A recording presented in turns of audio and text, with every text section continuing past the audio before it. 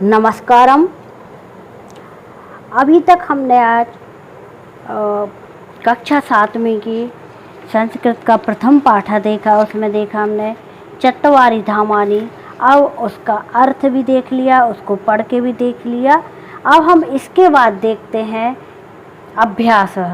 इसके बाद हम देखते हैं कि अभ्यास में हम लोगों को क्या क्या करना है। ठीक है बच्चों, तो अपन देखते हैं कि अभ्यास में क्या बता रहे हैं। अभ्यासः एक पदेन उत्तरम लिखित। एक पदेन उत्तरम लिखित। ठीक है, तो इसका अर्थ देख लेते हैं। इसका अर्थ होता है एक पदेन उत्तरम लिखित का कि एक शब्द में उत्तर लिखिए। ठीक है, इसको विस्तार से नहीं लिखना है। इसके लिए अपन को कैसे देना, इसके लिए एक पदेन उत्तरम लिखित मतलब एक शब्द में उत्तर लिखना है। क शारदा मठम कस्यायाम दिशि अस्ति। फिर से देखो, शारदा मठम कस्यायाम दिशि अस्ति। ठीक है, तो इसको हिंदी अर्थ होता है कि शारदा मठ किस दिशा में है। क्या होता है इसका अर्थ कि शारदा मठ है किस दिशा में है। तो अपन इसका उत्तर यहाँ भी देख सकते हैं। देखो शारदा मठम कहाँ लिखा है, यहाँ से अपन इसके लिए उत्तर देख सकते हैं। तो ये लिखा है शारदा मठम लिखा है ना, और कौन सी दिशा लिखी है, पश्चिम दिशा। तो शारदा मठम पश्चिम दिशा अस्ति। तो अपन इसको ऐसा ना बोल के इसके लिए कैसा बोलेंगे, पश्चिम दिशा, क्योंकि एक शब्द में उत्तर देना है। दुख शंकराचार्यस्य प्रथम शिष्यस्य नाम किम। शंकराचार्यस्य प्रथम शिष्यस्य नाम किम। तो इसका अर्थ होता है कि शंकराचार्य जी के प्रथम शिष्य का नाम क्या था। तो शंकराचार्य के प्रथम शिष्य का नाम क्या था, कितने शिष्य थे उनके, 4 शिष्य थे। तो जो 4 शिष्य थे उनमें से सबसे पहले मतलब प्रथम शिष्य का नाम पूछा जा रहा है। तो अपन को नाम बस लिखना है। तो उनका नाम क्या था, सुरेशाचार्य। क्या था उनका नाम, सुरेश्वराचार्य। इसके बाद ग ज्योतिर्मठम कुत्र अस्ति। ज्योतिर्मठम कुत्र अस्ति। तो ज्योतिर्मठम कुत्र अस्ति, तो ज्योतिर्मठ है, ज्योतिर्मठ है। फिर यहाँ आ जाएगा कुत्र मतलब कहाँ, अस्ति मतलब है। तो ज्योतिर्मठ कहाँ है या कहाँ पर है। इस प्रश्न को देखो, ज्योतिर्मठ कहाँ पर है। तो कहाँ पर है ज्योतिर्मठ, बताएगी कोई। तो ये ज्योतिर्मठ है, अपने यहाँ देखना पड़ेगा कि ज्योतिर्मठम, तो ज्योतिर्मठम कौन सी दिशा में है, उत्तर दिशा में है। और कौन से खंड में है, उत्तराखंड राज्य में है। ये लिखा, तो अपन इसके लिए लिख देंगे कि उत्तराखंड राज्य। फिर प्रश्न पूछा जा रहा है कि द्वारका कस्मिन् राज्ये अस्ति। तो द्वारका किस राज्य में है। ठीक है, द्वारका, द्वारका देखो, द्वारका कस्मिन् राज्ये अस्ति। तो द्वारका किस राज्य में है। तो द्वारका किस राज्य में है, यहाँ देखना पड़े। इस यहाँ इस श्रेणी में सब कुछ मिल जाएगा। तो अपन लोग देखेंगे गुजरात राज्य। तो इसमें लिख देंगे गुजरात राज्य, क्योंकि यहाँ पर लिखा ही है द्वारका, है ना। तो यहाँ पर आ जाएगा गुजरात, यहाँ पर आ जाएगा गुजरात राज्य। फिर जगत गुरु का आसीत, जगत गुरु का आसीत। तो जगत गुरु कौन थे, क्या पूछा जा रहा है कि जगत गुरु कौन थे। जगत गुरु कहाँ आसीत, मतलब जगत गुरु कौन थे। तो इसका अर्थ होता है कि जगत गुरु शंकराचार्य है। ठीक है, एक एक शब्द में लिखना है जगत गुरु शंकराचार्य। अब है एक वाक्येन उत्तरम लिखित, एक वाक्य में, इसका है कि एक वाक्य में उत्तर लिखो। अब इसके लिए एक वाक्य में उत्तर लिखना है। देखो यहाँ पर लिखा है शंकराचार्येण स्थापितानि मठानम नामानि कानि। तो शंकराचार्य के जो द्वारा जो मठ स्थापित किए गए थे उनके नाम क्या क्या हैं। मतलब शंकराचार्य ने कितने मठ की स्थापना की थी? 4 मठों की स्थापना की थी। तो उन 4 मठों के नाम पूछे जा रहे हैं। तो इसके उत्तर में अपन लिखेंगे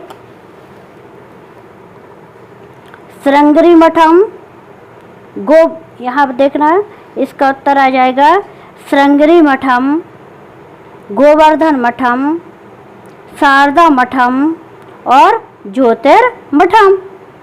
इसके उत्तर में क्या लिखेंगे अपन लोग?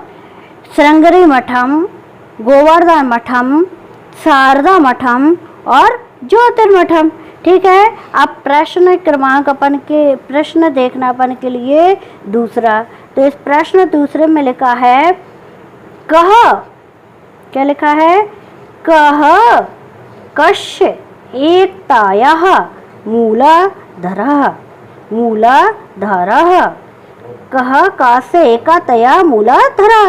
तो इसमें प्रश्न पूछा गया है कि किसके एकता का मूल आधार क्या है, मतलब एकता का मूल आधार क्या है। इसमें क्या पूछ रहे हैं कि एकता का मूल आधार क्या है।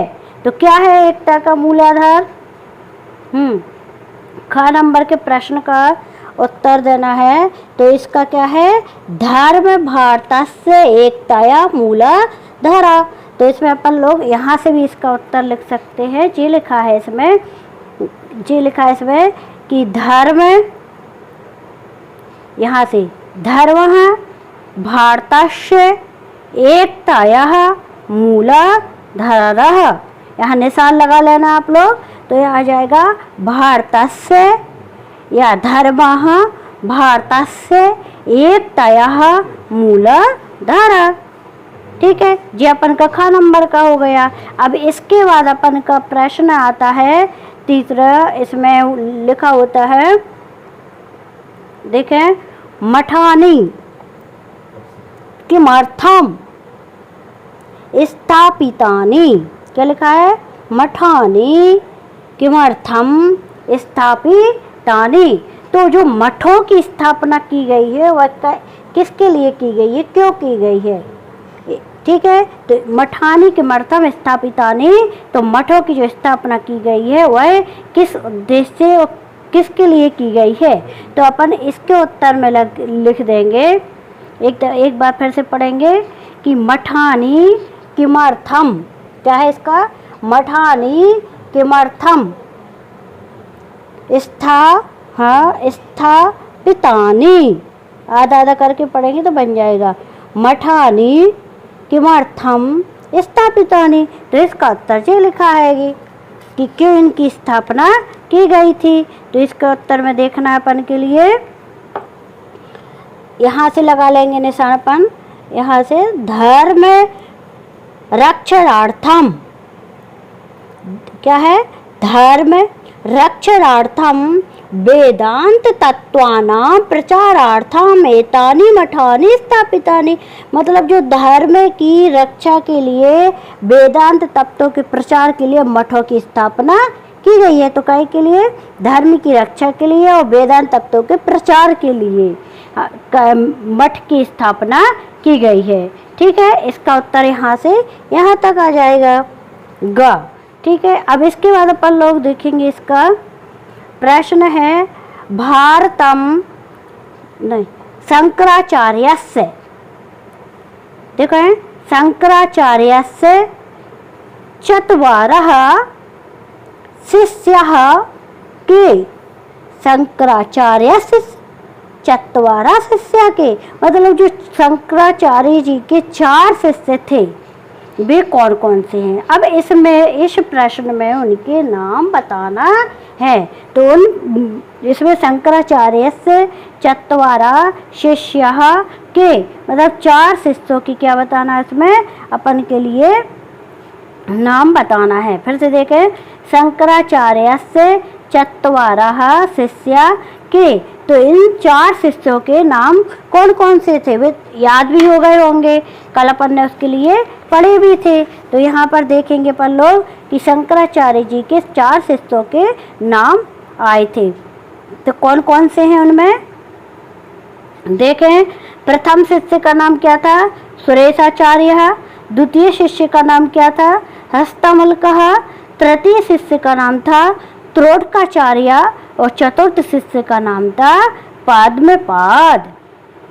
ठीक है बच्चों, फिर से देखें, इसमें सिर्फ नाम लिखना है, सुरेशाचार्य, हस्तमलकः, त्रोटकाचार्य और पद्मपाद। तो इसके उत्तर में अपन लोग यहाँ से नाम बस लिख देंगे, न नाम ही पूछे तो 1 2 ये 3 और ये 4, तो इनके 4 शिष्यों के नाम यहाँ पर हो जाएंगे। अब अगले प्रश्न में पूछा जा रहा है,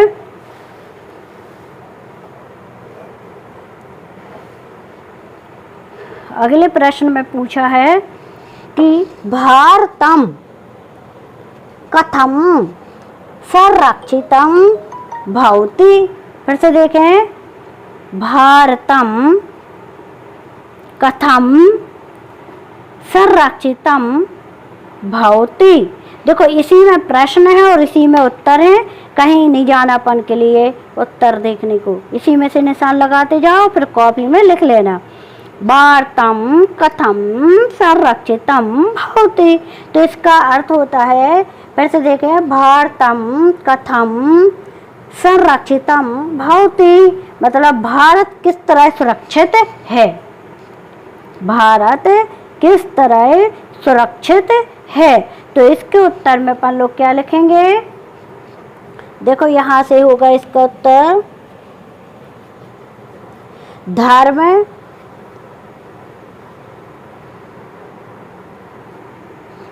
हाँ, तो यहाँ से इसका उत्तर होगा धर्म, यहाँ से लगा लेना निशान, धर्म रक्षणेन एव भारतम संरक्षितम भवति। इसका अर्थ होता है कि हम जब धर्म की रक्षा करेंगे तभी हमारा भारत संरक्षित होगा। ठीक है, तो यहाँ तक इसका उत्तर आ जाएगा, धर्म रक्षणेन एव भारतम संरक्षितम भवति। ठीक है, अब अपन इसके बाद यहाँ आएंगे इस वाले पेज पर, तो यहाँ लिखा है प्रश्न क्रमांक 3 पर अपन ने एक पदन देख लिए, एक वाक्य देख लिए। इसके बाद अपन देखेंगे समानार्थक, समानार्थक शब्दानां मिलनम कुरुत। क्या लिखा है, समानार्थक शब्दानां मिलनम कुरुत। ठीक है, तो इसमें ये लिखा है कि इनके सामने समान शब्दों को लिखिए, मतलब सही जोड़ी मिलाना है इनके लिए। ठीक है, तो अपन लोग सही जोड़ी ऐसे नहीं मिलाएंगे, इस साइड नंबर लिख लेंगे उसकी। तो देखो ये पूछा है कि दक्षिण दिशा, दक्षिण दिशा कहाँ पर, दक्षिण दिशा में क्या है, तो दक्षिण दिशा में अपन ने पढ़ा था श्रृंगेरी मठम, तो इसमें अपन क्या लिख देंगे का। ठीक है, फिर लिखा है पश्चिम दिशा, है ना, तो पश्चिम दिशा में क्या पढ़ा था अपन ने, शारदा मठम, तो अपन यहाँ पर लिख देंगे खा। फिर लिखा बद्रीनाथ है, तो बद्रीनाथ कहाँ पर है, उत्तर दिशा में या ज्योतिर्खंड में, ज्योतिर्मठम में। ठीक है, फिर है उड़ीसा राज्य, तो उड़ीसा राज्य गोवर्धन मठम, जी आ जाएगा। फिर है जगत गुरु, तो जगत गुरु शंकराचार्य जी, तो जी आ जाएगा। करना अपन के लिए कि दक्षिण मतलब इस साइड के लिख लेना और इसका उत्तर जो भी सही हो उसमें यहाँ पर सामने लिख देना उसके, या फिर नंबर लिख देना, जैसा अच्छा लगे वैसा लिख देना, वो सही माना जाएगा। मिला भी सकते हैं, आमने सामने भी लिख सकते हैं, या उसके पीछे नंबर भी लिख सकते हो। अब देखो इसमें लिखा है कोष्टक पदानि उपयुज्य रिक्त स्थानानि पूरयत। ठीक है, तो ये लिखा है कि कोष्टक में जो शब्द दिए हैं उनको खाली जगह पर भरो। तो यहाँ पर देखो नामामि शंकरम लोके शंकरम, तो क्या आएगा? नामामि भगवत पाद शंकरम लोक शंकरम, पहला नंबर आ जाएगा ये वाला, है ना। अब दूसरा लिखा है नामामि पहले में आ जाएगा भगवत पादम, दूसरे में लिखा है पूर्व दिशि अस्ति। तो पूर्व दिशा में अस्ति मतलब पूर्व दिशा में क्या है? तो पूर्व दिशा में पर लिख देंगे गोवर्धन मठम। फिर है रक्षति रक्षितः, तो किसके द्वारा? धर्मो, यहाँ पर आ जाएगा धर्मो। फिर है शंकराचार्य से चतुर्था शिष्य, मतलब शंकराचार्य के चौथे शिष्य का नाम क्या था? तो क्या था? पद्म पद। ठीक है, फिर है धर्म एव भारतस्य एकतया अस्ति, है ना। तो यहाँ लिखा है धर्म एव भारतस्य एकतया अस्ति। तो इसमें अब क्या बचा है? देखिए ये भी हो गया, ये भी यहाँ तक हो गया। अब अपना ये रह गया मूलाधारा, तो यहाँ पर मूलाधारा आ जाएगा। तो ये खाली स्थान इसमें नंबर लिख के फिर यहाँ पर भरना है। जैसे एक हम बता दे रहे हैं तो तुम लोग भर लेना। जैसे ये लिखा है भगवत पर ऐसे, तो इसको नंबर को देख के यहाँ पर तुम लोग लिख लेना पूरे खाली स्थान। ठीक है, अब इसके बाद आते हैं विलोम शब्द।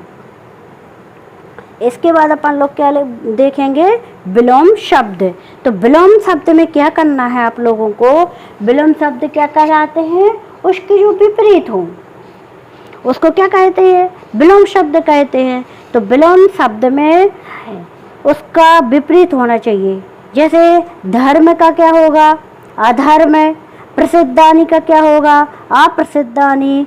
स्मरण का क्या होगा? विस्मरणम। गुरु का क्या होगा? शिष्य। और ज्ञानम का क्या होगा? बताओ, अज्ञानम, है ना। तो यहाँ पर ना हमने लिख दिए थे, तो ये तुम लोग देख लो और इसके लिए लिख लेना कि धर्म का धर्मा, प्रसिद्धानि का अप्रसिद्धानि, स्मरण का विस्मरणम, और गुरु का शिष्य और ज्ञानम का अज्ञानम। तो ये विलोम शब्दों का पहलेपन को ये पता होना चाहिए कि विलोम शब्द क्या कहलाते। तो हिंदी में आप लोगों ने विलोम शब्द पढ़े होंगे, तो उसमें विलोम शब्द की परिभाषा आती है कि विपरीत अर्थ बताने वाले शब्दों को हम विलोम शब्द कहते हैं। और समान अर्थ बताने वाले को, मतलब जो समान होता है, तो उसके लिए क्या कहते हैं? पर्यायवाची शब्द, है ना। अब देखो यहाँ पर लिखना है इनके प्रथमा बहुवचनम रूपाणी लिखित। तो अभी तुम लोगों को ये मालूम नहीं होगा कि बहुवचन क्या कहलाते हैं। मालूम है?